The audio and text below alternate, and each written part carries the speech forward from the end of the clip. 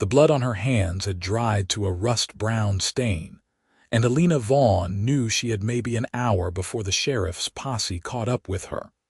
But all she could think about was finding somewhere sacred to hide. She had killed a man in self-defense back in San Antonio, but the law wouldn't see it that way when they learned the dead man was the mayor's son. And now she was running through the harsh Texas landscape with nothing but the clothes on her back and a terror so deep it made her bones ache. The small wooden church appeared on the horizon like a miracle, its white paint peeling under the relentless sun, and she stumbled through the doors just as the sound of hoofbeats echoed in the distance. Elena collapsed into the back pew, her breath coming in ragged gasps as she pressed her trembling hands together in prayer. The church was empty, thank God, and the silence wrapped around her like a blanket. She had always felt safe in churches, ever since she was a little girl and her mother would take her to Sunday services in their small town outside of Austin. Even after her mother died and her father drank himself into an early grave, Elena had found solace in these holy spaces. They were the only places where the world couldn't touch her, where she could pretend she was something other than alone. The doors creaked open behind her, and Elena's heart stopped. She turned slowly, expecting to see the sheriff with his gun drawn, but instead found herself looking at a man with sun-darkened skin and eyes the color of storm clouds. He wore dusty leather chaps over worn denim, a weathered hat pulled low over his forehead, and a gun belt that looked like it had seen plenty of use. He stopped when he saw her, his hand moving instinctively toward his weapon before he seemed to think better of it. "Didn't mean to startle you, miss," he said, his voice rough but not unkind. "Just came to check on the church. Name's Ethan Wells." Elena tried to speak but found her throat too tight with fear. She could see him taking in her appearance, the dirt on her dress, the wild look in her eyes, the way her hands shook. She must have looked like a mad woman, and maybe she was. Maybe running for 3 days straight with barely any food or water had finally broken something inside her. "You look like you could use some help," Ethan said, taking a cautious step closer. "Are you hurt?" "I'm fine," Elena managed to say, though her voice cracked on the words. "I just needed somewhere to rest. I'll be gone soon." Ethan studied her for a long moment, and she could see him weighing something in his mind. "You're running from something," he said finally. It wasn't a question. Elena looked down at her hands, at the dried blood still visible under her fingernails. "I didn't do anything wrong," she whispered. "But no one will believe me. Try me." There was something in his voice that made her look up, something steady and solid that she hadn't heard from another person in longer than she could remember. She found herself telling him everything, the words spilling out in a rush. She told him about working as a seamstress in San Antonio, about the mayor's son who had come into the shop late one evening when she was alone. She told him how he'd tried to force himself on her, how she'd grabbed the scissors from her workbench and driven them into his chest without thinking, how she'd run without stopping to explain because she knew no one would take her word over his. Ethan listened without interrupting, his expression growing darker as she spoke. When she finished, he was quiet for a long time. "You did what you had to do," he said finally.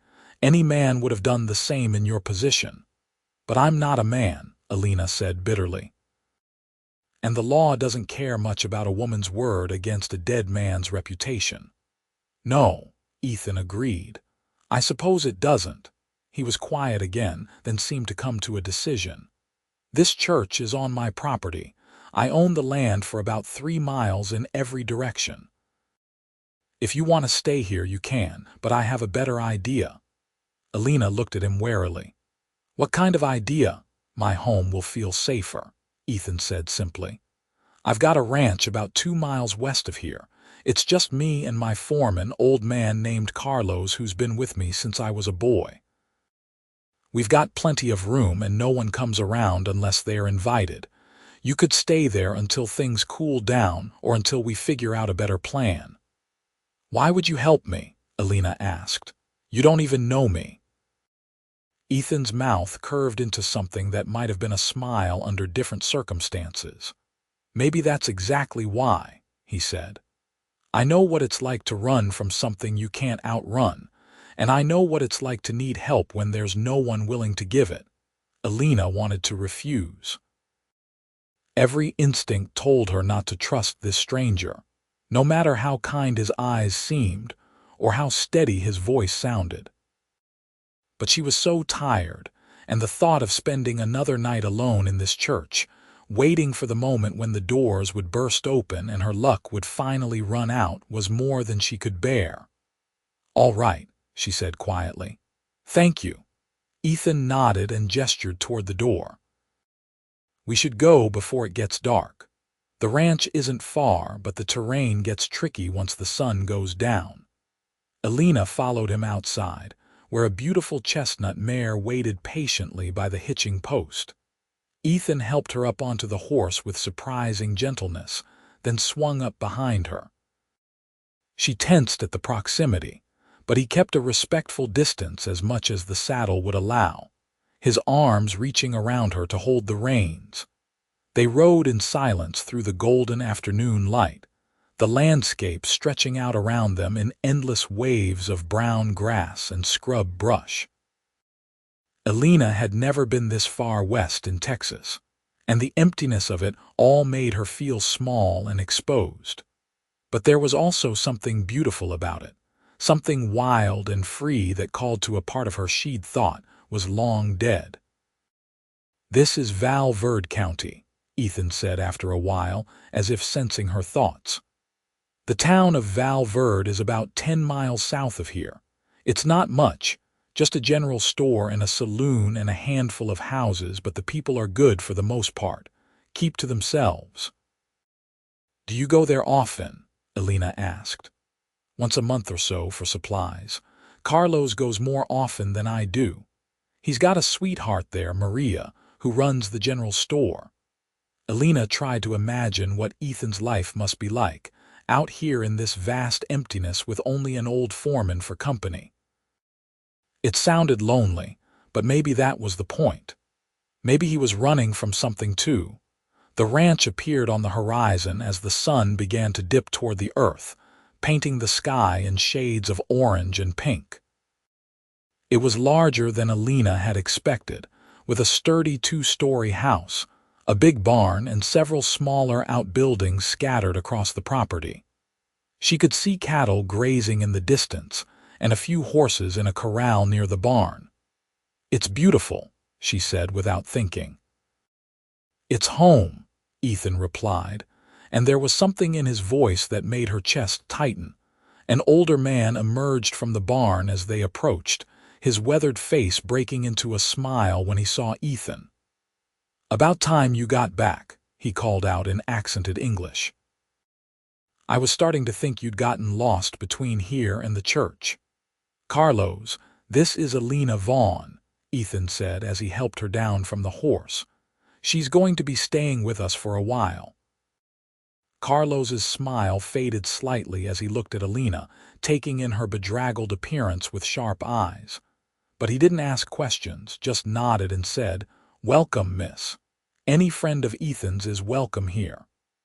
"I'll show her to the spare room," Ethan said. "Can you take care of Rosie?" "Of course," Carlos said, taking the mare's reins. He gave Elena one more assessing look before leading the horse toward the barn. Elena followed Ethan into the house, her exhaustion suddenly hitting her like a physical weight. The interior was surprisingly well kept, with simple but sturdy furniture and clean wooden floors. She could see a kitchen to the left, a sitting room to the right, and a staircase straight ahead. "The spare room is upstairs," Ethan said, leading the way. "It's not much, but it's clean and the bed is comfortable. There's a wash basin and some fresh water. I'll bring up some clothes that might fit you, things that belonged to my mother. She was about your size." "Your mother?" Elena asked. She died 5 years ago, Ethan said quietly. Fever took her quick. My father went a year later. Heart just gave out, the doctor said, but I think it was more that he didn't want to live without her. Elena's throat tightened. I'm sorry. It was a long time ago, Ethan said, but she could hear the grief still fresh in his voice. He opened a door at the end of the hall and stepped back to let her enter. The room was small but welcoming, with a bed covered in a faded quilt, a dresser with a mirror, and a window that looked out over the ranch. Elena felt tears prick at her eyes. She couldn't remember the last time someone had shown her such kindness. Thank you, she said, her voice barely above a whisper. I don't know how I'll ever repay you. You don't owe me anything, Ethan said firmly. Just rest. We can figure everything else out tomorrow. He left before she could respond, closing the door softly behind him. Elena stood in the center of the room for a long moment, hardly daring to believe this was real. Then she went to the wash basin and began to scrub the blood from her hands, watching the rust-colored water swirl and disappear. She slept better that night than she had in weeks. The sound of the wind against the house and the distant lowing of cattle, somehow more comforting than any church had ever been. When she woke the next morning, sunlight was streaming through the window and she could smell coffee and bacon drifting up from downstairs. She found the clothes Ethan had mentioned folded neatly on the dresser, a simple cotton dress in pale blue and undergarments that were worn but clean. They fit her nearly perfectly, and she felt more human than she had in days as she made her way downstairs. Ethan and Carlos were sitting at a large wooden table in the kitchen, plates of food in front of them. They both stood when she entered, and Ethan pulled out a chair for her. How did you sleep? He asked. Better than I have in a long time, Elena admitted. Carlos pushed a plate toward her, piled high with eggs and bacon and biscuits. Eat, he said. You look like you need it. Elena didn't argue. She was starving and the food was delicious in a simple, hearty way. They ate in comfortable silence for a while, and she found herself relaxing in a way she hadn't thought possible. I was thinking, Ethan said eventually, setting down his coffee cup. If you want to stay here for a while, it might help if you had something to do. Keep your mind occupied. Can you cook? Not very well, Elena admitted. But I'm good with sewing and mending. I was a seamstress back in San Antonio. We've got plenty of things that need mending, Carlos said with a chuckle. Ranch work is hard on clothes. And if you're willing to learn, there's always work to be done around the ranch, Ethan added. Nothing too difficult, but it might help you feel less like a guest and more like part of the place. Elena felt a warmth spread through her chest. I'd like that, she said. I'd like that very much. The days that followed fell into a rhythm that Elena found surprisingly comforting. She spent her mornings mending clothes and helping Carlos's sweetheart Maria, who came by twice a week with supplies from town, with various household tasks. In the afternoons, she worked alongside Ethan, learning how to care for the horses, mend fences, and tend to the small vegetable garden behind the house. The work was hard and left her exhausted, but it was a good kind of tired, the kind that came from honest labor rather than fear and running. Ethan was a patient teacher, showing her how to curry the horses properly, how to recognize when a fence post needed replacing, how to tell which vegetables were ready for harvest. He didn't talk much while they worked, but Elena found she didn't mind the silence. There was something peaceful about it, something that let her thoughts settle and her constantly racing heart slow to a normal pace. But as the weeks passed, she found herself noticing other things about Ethan. The way his eyes crinkled at the corners when Carlos said something that amused him. The careful way he handled the horses, especially the younger ones who were still skittish. The way he seemed to carry the weight of the world on his shoulders but never complained about it. She found herself watching him when she thought he wasn't looking, and more than once she caught him doing the same. One evening, about a month after she'd arrived, Elena was sitting on the porch watching the sunset when Ethan came and sat beside her. They'd been working on repairing the chicken coop all afternoon, and her arms ached pleasantly from the labor. "You've taken to ranch life well," Ethan said. "Better than I expected, to be honest." Elena smiled. "It's different from what I'm used to, but I like it. There's something satisfying about working with your hands, about seeing the results of your labor at the end of the day." "That's one of the things I've always loved about this place," Ethan said. "Out here, things are simple. You work hard, you survive. You take care of what's yours, and it takes care of you." "Is that why you stay?" Elena asked. "Even though it must be lonely sometimes." Ethan was quiet for a long moment. "I stay because this is where I belong," he said finally. "My grandfather built this ranch from nothing. My father expanded it and made it prosper. It's in my blood, this land. I couldn't leave it any more than I could stop breathing." "But don't you ever want more?" Elena pressed. "A wife, children, a family of your own." She saw something flicker across Ethan's face, something that looked almost like pain. "I did once," he said quietly. "I was engaged about 3 years ago. Her name was Sarah, and she was beautiful and kind and everything I thought I wanted. But when it came down to it, she couldn't handle the isolation. She wanted to live in town, wanted the social life and the neighbors and all the things you can't have out here. I couldn't give her that, and she couldn't give up wanting it, so we ended things." "I'm sorry," Elena said softly. Ethan shrugged. "It was for the best. Better to know before we married than after. But it made me realize that this life isn't for everyone. It takes a special kind of person to be happy out here, to find contentment in the quiet and the emptiness." Elena thought about that as she watched the sun slip below the horizon. She'd been here for a month now, and not once had she felt the loneliness she'd expected. Instead, she felt more at home than she had anywhere else in her life. The ranch had given her something she'd been missing, something she hadn't even known she needed: purpose, belonging, safety. "What about you?" Ethan asked, breaking into her thoughts. "Do you miss San Antonio, your old life?" "No," Elena said, and was surprised by how true it was. "I was never happy there.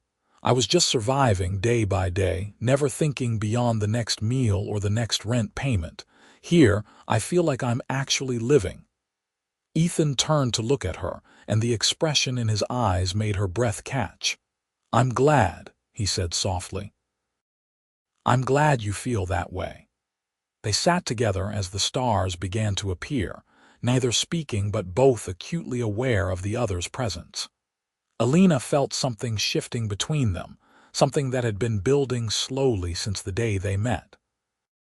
It was terrifying and exhilarating all at once, and she found herself both desperate for it and afraid of what it might mean.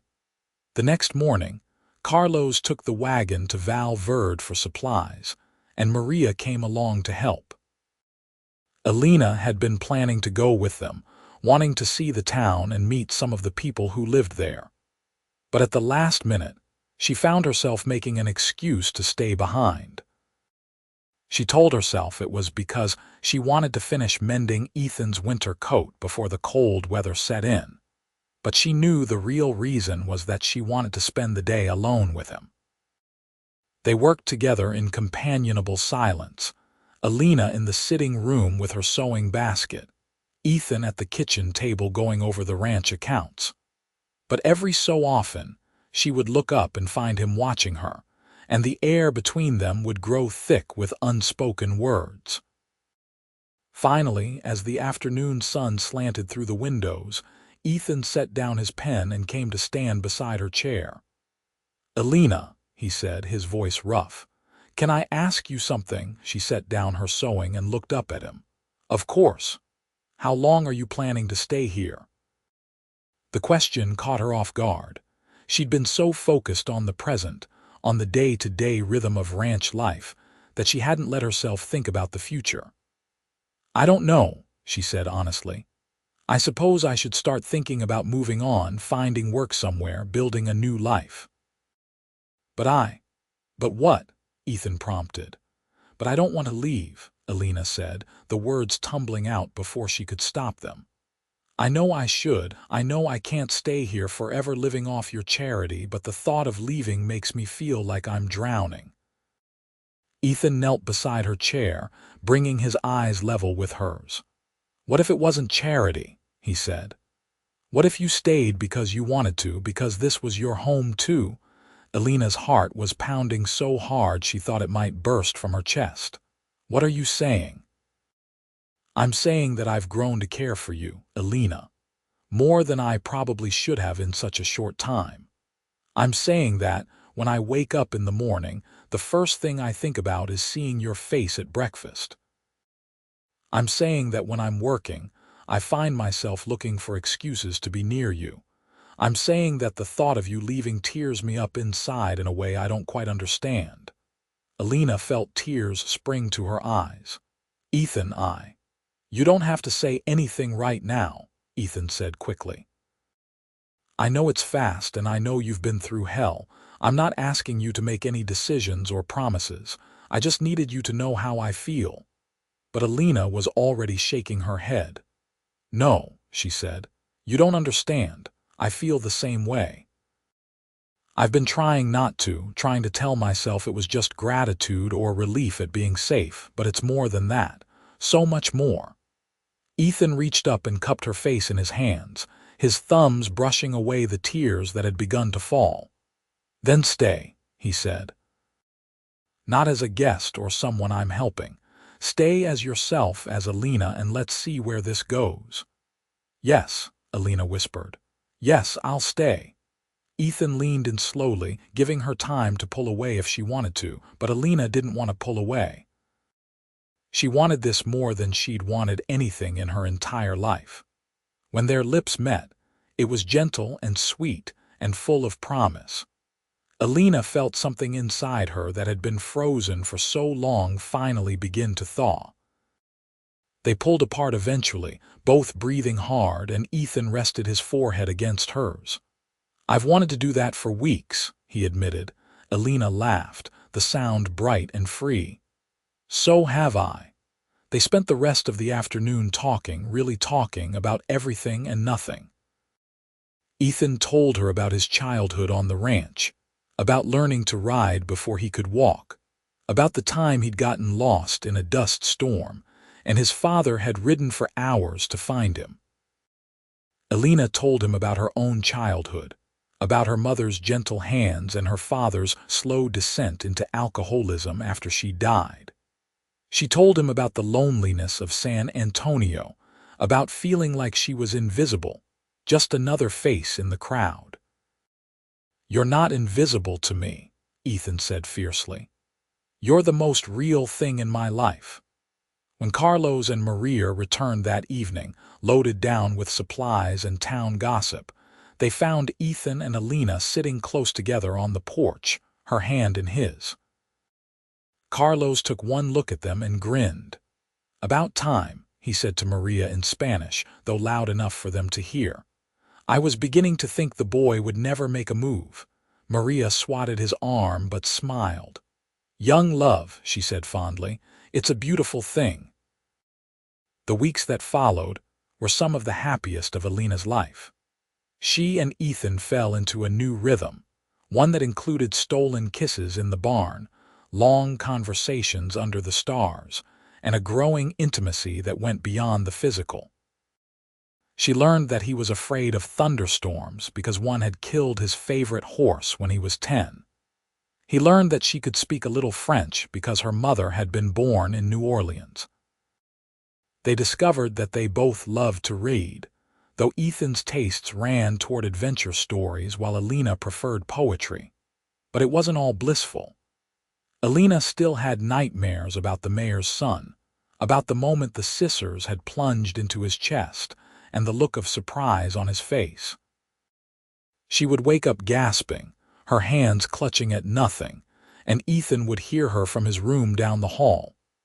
He never came in without permission, but he would knock softly and ask if she was all right, and more often than not she would ask him to sit with her until she fell back asleep. "Do you think they're still looking for me?" she asked one night after a particularly bad dream. Ethan was sitting in the chair by her bed, his hand holding hers in the darkness. "I don't know," he said honestly. "Carlos hasn't heard anything when he goes to town, but that doesn't mean they've given up." "What if they find me?" Elena whispered. "What if they take me back?" "They won't," Ethan said firmly. "I won't let them. If it comes to that, we'll figure something out. We could go to a judge, tell them your side of the story. Or we could leave, head west to California or north to Colorado. Whatever it takes, Elena, I promise you're safe here." Elena believed him. Maybe she was a fool to put so much faith in a man she'd known for only a few months, but she couldn't help it. Ethan had become her anchor, her safe harbor in a world that had always been stormy and uncertain. As winter approached, the ranch became busier. They needed to prepare for the cold weather, making sure the cattle had enough food and the buildings were secure against the coming storms. Elena worked alongside Ethan and Carlos, learning new skills every day. She could now saddle a horse by herself, mend a fence in under an hour, and shoot a rifle well enough to hit a target from 50 paces. Ethan had insisted on the last one, saying that every person on a ranch needed to know how to defend themselves and their property. One December evening, as they were finishing up the evening chores, Ethan asked Elena to go for a ride with him. She agreed readily, always happy for any excuse to spend time alone with him. They rode out past the far pasture, where the land rose into a series of gentle hills. From the top of the highest hill, you could see for miles in every direction, the vast Texas landscape spreading out like an ocean of grass and sky. Ethan dismounted and helped Elena down, then led her to a flat rock that looked out over the valley. They sat close together, watching as the sun began to set, painting the clouds in shades of purple and gold. "Elena," Ethan said after a long silence, "I need to ask you something important." She turned to look at him, her heart suddenly racing. There was something in his voice, something serious and weighted with meaning. "I know we haven't been together very long," Ethan continued. "And I know that by conventional standards we should wait longer, give ourselves more time to be sure. But I've never been one for convention, and life out here has a way of teaching you not to waste time when you find something worth holding on to." He reached into his pocket and pulled out a small velvet box. Elena's breath caught in her throat. "Elena Vaughn, you came into my life like a miracle," Ethan said, his voice thick with emotion. "You were running from your past and I was stuck in mine, but somehow together we found a way forward. You've brought light and laughter and love into this house, into my life, in ways I never thought possible. I can't imagine my future without you in it, and I don't want to try."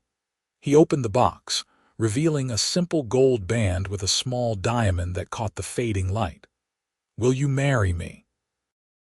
Will you stay here, not as my guest or my helper, but as my wife, my partner, my everything?"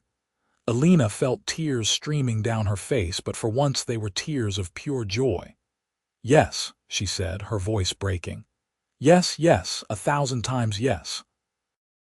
Ethan slipped the ring onto her finger, and it fit perfectly.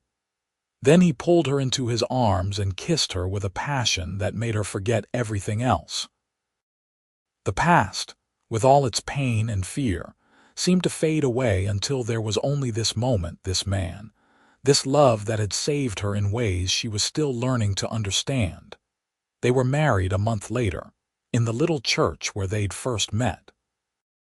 Maria and Carlos stood as witnesses, along with a few of Ethan's friends from Val Verde.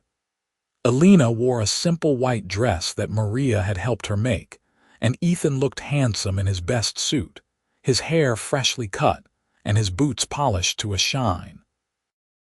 The ceremony was short but meaningful, the words of the vows echoing through the small church with a weight that Elena felt in her bones.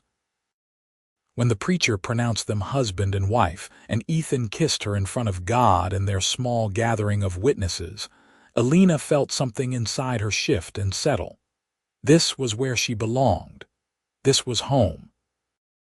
They held a small celebration at the ranch afterward, with food and music and dancing that lasted late into the night. Carlos played his guitar, and Maria sang in Spanish, her voice sweet and clear. Ethan pulled Elena into his arms and they danced in the firelight, moving together as naturally as breathing. "Happy," Ethan murmured against her hair. "Happier than I ever thought possible," Elena replied, and meant it with every fiber of her being. That night, alone in the room they now shared, Ethan made love to her with a tenderness that brought tears to her eyes. He took his time, learning every inch of her body, whispering words of love and devotion that she returned with equal fervor. When it was over, they lay tangled together in the sheets, Elena's head on Ethan's chest, listening to the steady beat of his heart. "I love you," she said into the darkness. "I don't think I've said it enough today." "You could say it 1,000 times and it still wouldn't be enough," Ethan replied, pressing a kiss to the top of her head. "But I love you too, Elena Wells. I love you too." The months that followed were full of small joys and quiet contentment. Elena threw herself into her role as Ethan's wife and partner, learning everything she could about running the ranch. She discovered that she had a knack for the business side of things, helping Ethan keep better accounts and negotiate better prices when they sold their cattle. She also proved to be surprisingly good at training horses, having a natural patience and gentleness that the animals responded to. But it wasn't all work. Ethan made sure they took time for themselves, for long rides through the hills, for lazy Sunday mornings spent in bed, for evenings reading aloud to each other by the fire. He taught her to play chess, and she taught him to dance properly. They argued sometimes, as all couples do, but they always made up before going to sleep, both aware of how precious and fragile their happiness was. One day in early spring, almost a year after Elena had first arrived at the ranch, a stranger rode up to the house. Elena felt her blood run cold when she saw the badge on his chest. He was a lawman, and for one terrifying moment she was sure he'd come for her, that her past had finally caught up with her. But Ethan stepped forward calmly, his hand resting casually on his gun belt. "Can I help you, Sheriff?" The lawman tipped his hat. "Name's Tom Bradley, Sheriff from San Antonio. I'm looking for a woman named Elena Vaughn. I heard she might have passed through these parts last year." Elena stepped forward before she could lose her courage. "I'm Elena Vaughn," she said, though her voice trembled. "Or I was. I'm Elena Wells now." Sheriff Bradley looked at her with tired eyes. "Mrs. Wells," he said, "I've been looking for you for a long time.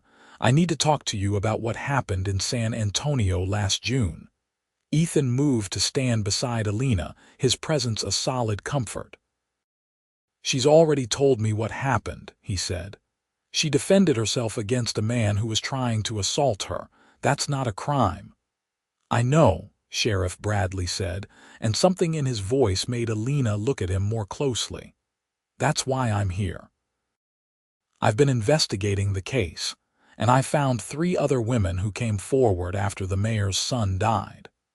They told similar stories, said he'd attacked them too, but they'd been too afraid to report it because of who he was. With their testimony and some other evidence I dug up, the case against you has been dismissed, Mrs. Wells.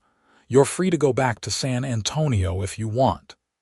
Elena felt her knees go weak, and Ethan's arm came around her waist to steady her. "Dismissed," she repeated, hardly daring to believe it. Dismissed, Sheriff Bradley confirmed. The mayor wasn't happy about it, but there was too much evidence against his son.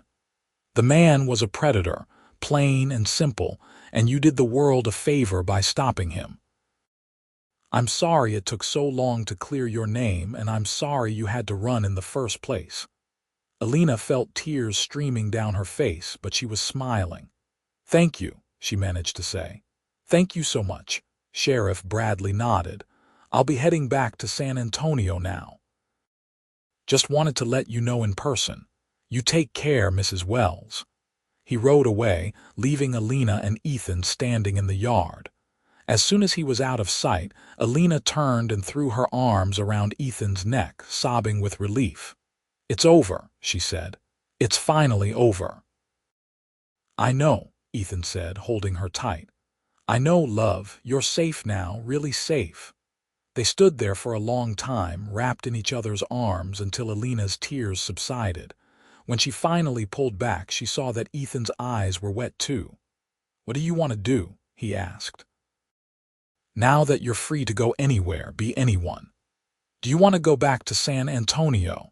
See if your old life is still waiting for you. Elena looked around at the ranch, at the house they'd made into a home, at the land they'd worked together. Then she looked at Ethan, at the man who had saved her in more ways than one, and she knew her answer with absolute certainty. I'm already exactly where I want to be, she said. This is my life now, Ethan. You, this ranch, this wild, beautiful place. I wouldn't trade it for anything. Ethan's smile was like the sun breaking through clouds. Good, he said, because I don't ever want to let you go. Life settled back into its comfortable rhythm after that, but with a new lightness that came from knowing Elena was truly free. She no longer woke up from nightmares, no longer jumped at unexpected sounds. The fear that had been her constant companion for so long finally released its grip, leaving her free to embrace the life she'd built with Ethan. As summer approached, Elena began to notice changes in her body. She was tired more often, queasy in the mornings, her emotions more volatile than usual. At first, she thought she was coming down with something, but Maria took one look at her and smiled knowingly. You're pregnant, she said matter-of-factly. Elena stared at her in shock. I can't be. I mean, we haven't been trying to. You don't always have to try, Maria said with a laugh. Sometimes these things just happen. Have you told Ethan yet? Elena shook her head, still trying to process the information. A baby. She and Ethan were going to have a baby. The thought terrified and thrilled her in equal measure. She told him that evening as they were watching the sunset from their favorite spot on the porch. She'd been nervous about how he would react, worried that it was too soon, that he wasn't ready. But the moment the words left her mouth, Ethan's face lit up with a joy so pure it took her breath away. A baby, he said, his voice full of wonder. We're going to have a baby. Are you happy? Elena asked, needing to hear him say it. Happy. Ethan pulled her into his arms, holding her like she was the most precious thing in the world. Elena, I'm beyond happy. I'm terrified and excited and so in love with you I can barely think straight. We're going to be parents. That night, as they lay in bed with Ethan's hand resting protectively on her still flat stomach, Elena felt a contentment so deep it seemed to reach into her very soul. A year ago, she'd been running for her life, terrified and alone, sleeping in a church because it was the only place that felt safe. Now she was lying in her husband's arms, carrying his child in a home that belonged to both of them. My home will feel safer, Ethan had said that first day, and he'd been right. But it wasn't just the physical structure of the house that made her feel safe. It was him, his presence, his love, the life they'd built together. He'd given her something she'd never thought she would have. A place to belong, a purpose, a future worth living for.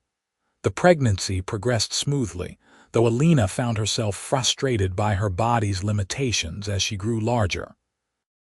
She hated having to give up some of the harder ranch work, hated feeling useless. But Ethan was endlessly patient, finding tasks she could still do and reminding her that growing their child was the most important work of all. Carlos and Maria were excited about the baby too, acting like doting grandparents already. Maria brought over baby clothes she'd been saving from her own children, now grown and living in other parts of Texas.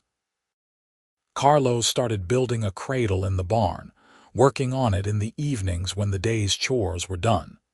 As Elena's due date approached in early spring, the house seemed to hum with anticipation.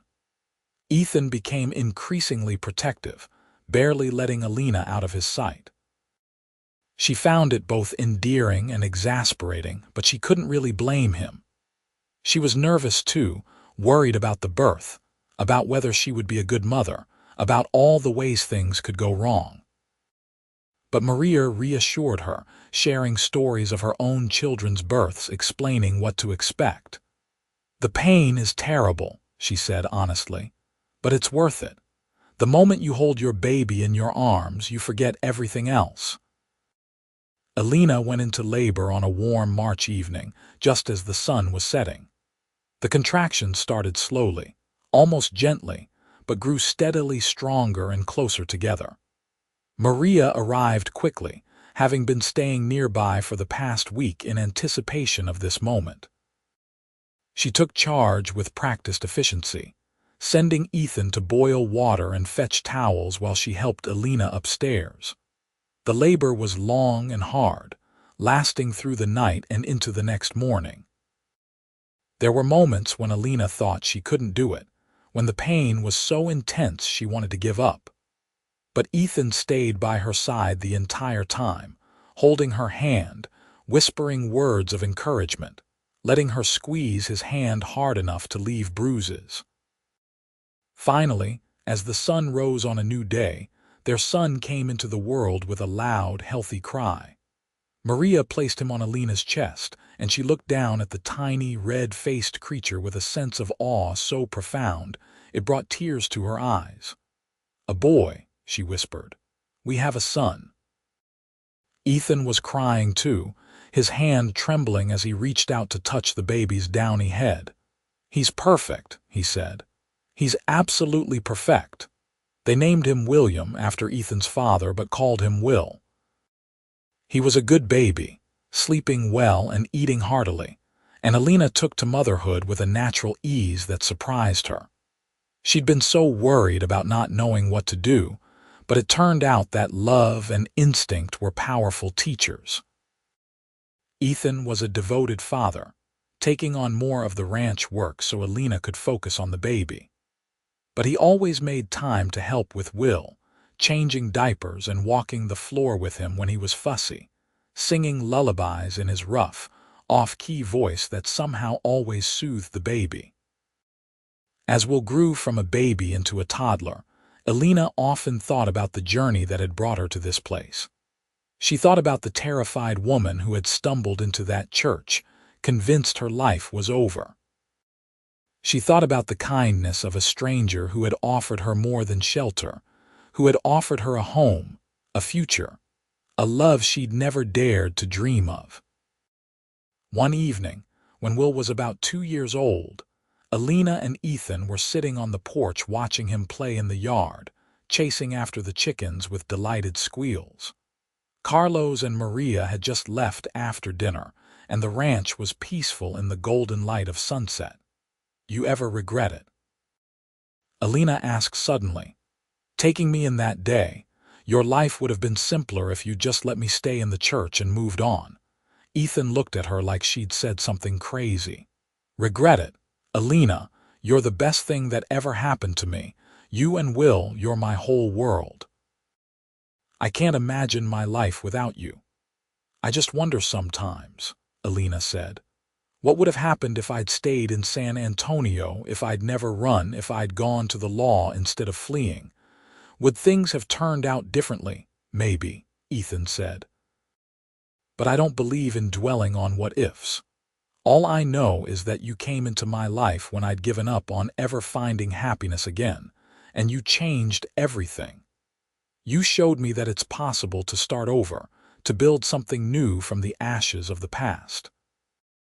Elena leaned her head on his shoulder, watching as Will finally caught one of the chickens and then immediately let it go, laughing at its indignant squawk. "I love you," she said. "I don't think I'll ever get tired of saying that." "I'll never get tired of hearing it," Ethan replied, pressing a kiss to her temple. As the years passed, Elena and Ethan's family grew. They had 2 more children, a daughter named Grace, who had her father's storm gray eyes and a quiet strength that reminded Elena of the woman she'd become, and another son named Daniel, who was all energy and mischief. The ranch prospered under their joint management, becoming one of the most successful in Val Verde County. Elena never went back to San Antonio. There was nothing there for her anymore except memories she preferred to leave in the past. Her life was here now, in this wild, beautiful place, with the man who had seen her at her lowest and loved her anyway, who had offered her safety and given her so much more. Sometimes, when she was alone in the little church that sat on their property, the same church where they'd first met, Elena would kneel and offer up a prayer of thanks.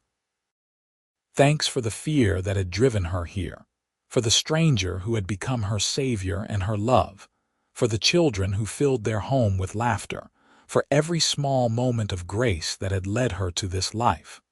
The church no longer felt like the only safe place in her world. Now, safety was Ethan's arms around her at night, the sound of her children's voices, the solid weight of the ranch beneath her feet. It was in the morning light streaming through the bedroom window, in the smell of coffee and leather, in the endless Texas sky stretching out above them. One autumn day, many years after that first frightening night in the church, Elena was helping Ethan repair a section of fence when he suddenly stopped working and looked at her with an expression she couldn't quite read. "What is it?" she asked, setting down her hammer. "I was just thinking," Ethan said slowly, "about what I said to you that first day when I told you that my home would feel safer than the church." "I remember," Elena said softly. "I was wrong," Ethan said, and Elena felt her heart skip a beat. "It wasn't my home that made you safe. It was you. You made yourself safe by being brave enough to trust me to stay, to build a life here. I just provided the place. You provided the courage." Elena felt tears prick at her eyes. "We provided it together," she corrected. "I had the courage to stay because you gave me a reason to. You showed me that safety isn't just about walls and locks and hiding away. It's about having someone who sees all of you, all the broken, scared, messy parts, and loves you anyway." Ethan pulled her into his arms, holding her close despite their work clothes and dusty hands. "I do love you," he said. "Every single part of you, the strong parts and the scared parts, the brave parts and the uncertain parts, all of it." "I love you too," Elena replied, "more than I ever thought it was possible to love anyone." They stood there in the golden afternoon light, 2 people who had found each other when they needed it most, who had built a life and a family and a love that would endure. In the distance, they could hear their children playing, their laughter carried on the wind. The ranch stretched out around them, solid and real and theirs. As the years continued to pass, Elena and Ethan grew older together, their hair turning gray, their faces acquiring the lines that come from a life well lived. They watched their children grow up and start families of their own, filling the ranch with grandchildren who ran wild through the same fields where Elena had learned to ride, who played in the same barn where Ethan had first kissed her. Will took over more and more of the ranch work as Ethan's joints grew stiff with age, but Ethan never fully retired. He couldn't imagine not working the land, not caring for the cattle, not riding out to check the fences each morning. Elena understood, because she felt the same way. This place was in their blood now, as much a part of them as their own heartbeats. Carlos and Maria had passed on, one within months of the other, the way longtime couples often do. They were buried in the little cemetery near the church, their graves marked with simple headstones that Elena visited often. She would bring flowers and tell them about the grandchildren, about how the ranch was doing, about all the small joys and sorrows of life. She liked to think they could hear her, that they were watching over the family they'd helped to create. One evening, when Elena was nearly 70 years old, she and Ethan sat on the porch watching yet another Texas sunset paint the sky in brilliant colors. It had become their ritual over the decades, this quiet time together at the end of each day. Sometimes they talked, sometimes they sat in comfortable silence, but they were always together. "You remember that first sunset we watched together?" Ethan asked. "After I brought you here from the church, I remember everything about that day," Elena said. "I was so scared, so certain that my life was over, and then you offered me hope when I thought there was none left." "You gave me hope too," Ethan said. "I'd been going through the motions for so long, working the ranch because it was what I knew how to do, not because I had any real reason. You gave me a reason. You gave me everything." Elena reached over and took his hand, her fingers intertwining with his in a gesture so familiar it was almost unconscious. His hand was weathered and calloused from decades of hard work, and hers wasn't much better. But they fit together perfectly, just as they always had. "I'm glad I ran that day," Elena said quietly. "I'm glad I was scared enough to keep going until I found that church, because if I hadn't, I would never have found you." "I'm glad you did too," Ethan replied, "though I wish you hadn't had to go through all that pain to get here." "The pain made me appreciate this more," Elena said, gesturing to the ranch, to the home they'd built, to the life they'd created. "I don't think I would have understood how precious it all was if I hadn't known what it was like to have nothing." They sat together as the sun dipped below the horizon, as the stars began to appear in the darkening sky. Inside the house, they could hear the sounds of their family gathering for dinner. Will and his wife had brought their children over, and Grace was visiting with her husband. Daniel was supposed to arrive later with his family. It would be a full house tonight, noisy and chaotic and full of love. "We should go in," Elena said eventually. "They'll be wondering where we are." "In a minute," Ethan said. "I just want to sit here with you a little longer." So they sat, two people who had found each other against all odds, who had built a life from the ashes of their broken pasts, who had loved each other through good times and bad, through fear and joy and everything in between. They sat and watched the stars come out, one by one, filling the vast Texas sky with their ancient light. When they finally went inside, the house was full of warmth and laughter, the dinner table crowded with children and grandchildren. Elena looked around at all the faces she loved, at the family she and Ethan had created, and felt her heart swell with gratitude. This was what she'd been running toward all those years ago, though she hadn't known it at the time. This love, this belonging, this sense of home that went deeper than any physical structure. As they gathered around the table and joined hands to say grace, Elena caught Ethan's eye across the crowd of people. He smiled at her, that same smile that had made her feel safe all those years ago, and she smiled back. No words were needed. They understood each other perfectly, the way couples do who have spent a lifetime together. That night, after everyone had gone home or to bed, Elena and Ethan lay together in the room they'd shared for so many years. Ethan's arm was around her, her head resting on his shoulder, their bodies fitting together with the ease of long familiarity. "Thank you," Elena whispered into the darkness. "For what?" Ethan asked. "For everything. for seeing me that day in the church, for offering me safety, for loving me, for building this life with me, for every single day we've had together." Ethan pressed a kiss to her forehead.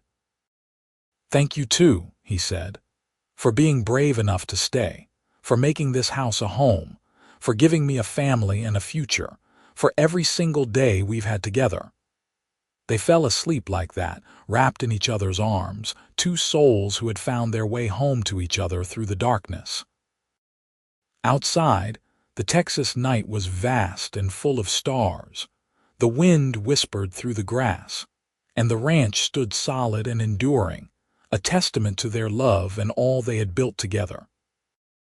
Elena's last thought before sleep claimed her was of that first night, lying in the spare room upstairs, hardly daring to believe in the kindness of the stranger who had taken her in. She'd thought the church was the safest place she'd ever known. She'd been wrong. The safest place had been waiting for her all along, in the home and the heart of the man who would become her everything. She had slept in churches because they felt safe, but Ethan had been right. His home, their home, the life they'd built together, felt so much safer. It was where she belonged. It was where she'd always belonged. And it was where she would stay, surrounded by love until her very last breath and beyond, her spirit forever intertwined with this land, this family, this man who had saved her in every way a person could be saved. The years that followed were gentle ones, filled with the quiet joys of aging together. Elena and Ethan became fixtures in the Val Verde community, respected elders whose love story had become something of a legend. People would point them out at church socials and town gatherings, the couple who had found each other when they both needed saving, who had built an empire of love from nothing but faith and determination. On their 50th wedding anniversary, their children threw them a party at the ranch. It seemed like half the county showed up, bringing food and gifts and stories about how Elena and Ethan had touched their lives over the years. There was music and dancing, and despite his creaky joints, Ethan pulled Elena onto the makeshift dance floor and held her close as they swayed together. 50 years, he murmured into her hair. How did we get so lucky? I don't think it was luck, Elena replied. I think it was fate. We were meant to find each other, meant to build this life together. Then I'm grateful to fate, Ethan said. Because I wouldn't change a single moment of our life together. Not even the hard parts, Elena asked. Especially not the hard parts, Ethan said firmly. They made the good parts that much sweeter. As the party continued around them, Elena looked at all the people gathered on their land, in their home, celebrating a love that had endured for half a century.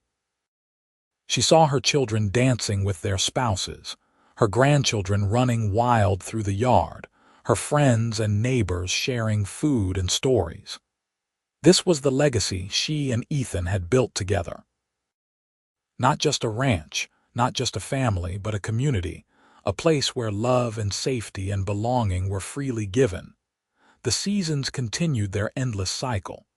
Summer gave way to fall, fall to winter, winter to spring. Elena and Ethan marked time by the growth of their grandchildren, by the changing of the land, by the steady rhythm of ranch life that had defined their decades together. They grew more fragile with each passing year, but their love remained as strong as ever, perhaps even stronger for having weathered so many storms. When Ethan's heart finally gave out one warm July morning, peacefully in his sleep, Elena felt like a part of her own heart had been ripped away. They'd had nearly 55 years together, which was more than most people got, but it still wasn't enough. It would never have been enough. She held his hand as the sun rose, tears streaming down her face, and whispered all the things she'd told him 1,000 times before but needed to say once more. I love you. Thank you. You saved me. You made me whole. I'll see you again. The funeral was held in the little church where they'd first met, the place that had started it all. The building was packed with people whose lives Elena and Ethan had touched over the years. Will gave a beautiful eulogy, talking about his father's strength and kindness, his dedication to family and land, his unwavering love for his wife. Grace sang Amazing Grace in a voice that made everyone cry. Daniel read a poem that Elena had written for Ethan on their 40th anniversary. They buried him in the cemetery next to Carlos and Maria, his grave marked with a simple headstone that read, Ethan Wells, beloved husband, father, and friend. He offered safety and found love. In the weeks and months that followed, Elena found herself lost in a way she hadn't been since those dark days in San Antonio. She'd built her entire adult life around Ethan, around their partnership and their love. Without him, she felt adrift, purposeless. Her children tried to convince her to move into town, to live closer to them where they could care for her. But Elena refused. She belonged on the ranch, in the home she and Ethan had built together. Leaving would feel like betraying his memory. She established a new routine, rising each morning to watch the sunrise from the porch, spending her days puttering around the house and garden, visiting Ethan's grave in the evenings to tell him about her day. The church became her refuge again, though now it was different. Now it wasn't a place to hide from the world, but a place to feel close to Ethan, to remember that first moment when he'd walked through the doors and changed her life forever. One day, about 6 months after Ethan's death, Elena was sitting in the church when she heard footsteps behind her. She turned to find a young woman standing in the doorway, her clothes dusty and torn, her eyes wide with fear. She looked just like Elena must have looked all those years ago, desperate and terrified and running from something she couldn't name.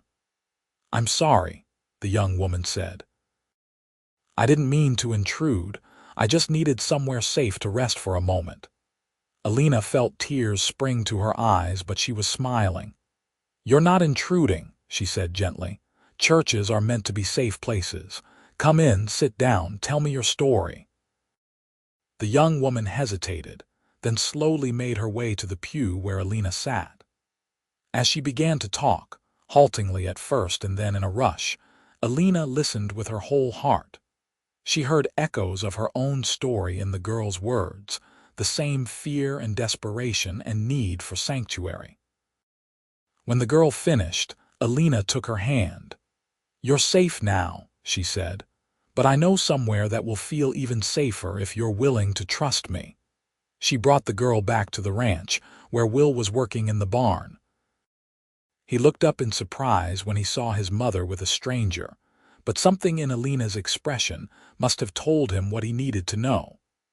He welcomed the girl with the same kindness his father had shown Elena so many years before, offering her work and shelter, and a chance to start over. As Elena watched, Will show the young woman around the ranch, pointing out where everything was and explaining how things worked. She felt Ethan's presence so strongly it was almost like he was standing beside her. She understood now that their love story hadn't ended with his death. It was continuing, rippling outward in ways she was only beginning to understand. This ranch, this home, had been built on a foundation of safety and love and second chances. That foundation would endure, passed down through generations, touching lives in ways she and Ethan could never have imagined when they first started this journey together. Elena lived for another 5 years after Ethan's death, long enough to see the young woman she'd helped, whose name was Rose, marry Will's youngest son and start a family of her own on the ranch, long enough to hold her first great-great-grandchild in her arms. Long enough to know with absolute certainty that the legacy she and Ethan had built would endure. When her own time came, she went peacefully in her sleep, just as Ethan had. Her children found her in the morning, a smile on her face, one hand stretched out across the bed as if reaching for someone only she could see. They buried her next to Ethan, their graves side by side, together even in death as they had been in life. Her headstone read, Elena Wells, beloved wife, mother, and friend. She found safety and gave love. At her funeral, held once again in the little church, her great-granddaughter Grace stood up to speak. My great-grandmother used to tell me a story, she said, her voice clear and strong, about a woman who slept in churches because they felt safe, and a cowboy who told her his home would feel safer. She said it was the truest love story she knew, because it was about more than just romance. It was about finding your place in the world, about building something that mattered, about love that saved and healed and endured. She and my great-grandfather built this ranch together, Grace continued. But more than that, they built a legacy of kindness and second chances. They showed us that love isn't just a feeling. It's a choice you make every day to care for someone, to build a life with them, to create something that will outlast you both. That's what they did. That's what they gave us. As the mourners left the church and made their way to the cemetery, the sun broke through the clouds, bathing the Texas landscape in golden light. The ranch stretched out below them, solid and enduring, home to 4 generations of the family Elena and Ethan had created. The cattle grazed peacefully in the pastures. The horses ran free in the corrals. And in the little church on the hill, the doors stood open, welcoming anyone who needed sanctuary, just as they had all those years ago. The story of the woman who slept in churches and the cowboy who offered her a home became part of the family lore, passed down from generation to generation. It was told at weddings and christenings, during quiet evenings on the porch and long rides through the hills. It became more than just a love story. It became a reminder of what was possible when you were brave enough to trust, to stay, to build something beautiful from the broken pieces of your past. And in the little church on the hill, in the ranch house where laughter still echoed through the rooms, in the land itself that held the footprints of their lives, Elena and Ethan's love endured. Not as a memory or a story, but as a living thing, breathing life into everyone who came after them, showing them the way home. She had slept in churches because they felt safe. The cowboy had said his home would feel safer. And together, they had proven that the safest place of all is in the heart of someone who truly loves you, who sees you completely and chooses you anyway, who builds a life with you one day at a time until those days become years, and those years become a lifetime, and that lifetime becomes a legacy that will never die.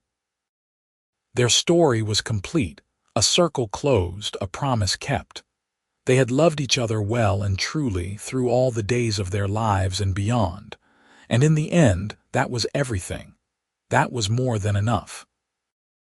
That was exactly what they had needed, exactly what they had found in each other all those years ago in a small church in Texas, when a frightened woman ran towards sanctuary and found instead her home, her heart, her happily ever after.